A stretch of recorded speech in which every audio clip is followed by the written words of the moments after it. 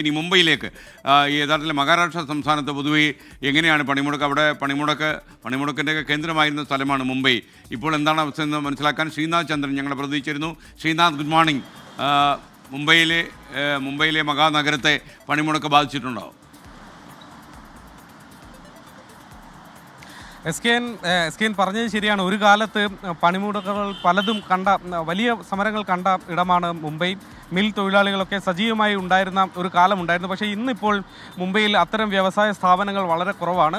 അതുകൊണ്ട് CITU അടക്കമുള്ള സംഘടനകൾക്ക് പഴയ കാലത്തുണ്ടായിരുന്ന ആ തരത്തിലുള്ളൊരു ശക്തിയില്ല. അതിൻ്റെ ഒരു പ്രതിഫലനമാണ് ഈ കാലത്ത് പണിമുടക്കുകളോട് മുംബൈ നഗരത്തിൻ്റെ പ്രതികരണം. നമുക്ക് ഇന്നത്തെ കാഴ്ചയും വ്യത്യസ്തമല്ല. സാധാരണ ദിവസം പകൽ കാണുന്ന അതേ കാഴ്ച തന്നെ രാവിലെ കാണുന്നു. വാഹനങ്ങളൊക്കെ നിരത്തിലുണ്ട്.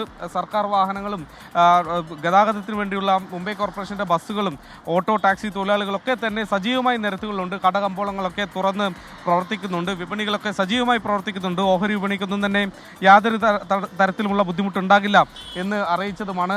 കാണാം, ഈ മുംബൈ കോർപ്പറേഷൻ ബസ്സുകളൊക്കെ രാവിലെ സജീവമായി തന്നെ, ഏതെങ്കിലും ഒരു ബസ് പോലും ഇവിടെ സർവീസ് തടസ്സപ്പെട്ടിട്ടില്ല. അങ്ങനെ മുംബൈ നഗരത്തിൽ മറ്റ് സമരങ്ങൾ ഉണ്ടായ ദിനങ്ങളിലേതുപോലെ തന്നെ ഇന്നും കാര്യമായ ഒരു ചലനവും ഉണ്ടാക്കുന്നില്ല എന്നതാണ്. എന്നാൽ CITUവിൻ്റെയൊക്കെ നേതൃത്വത്തിൽ ചിലയിടങ്ങളിൽ ഇന്ന് ചില പ്രതിഷേധ റാലികളൊക്കെ നടത്തുന്നുണ്ട്.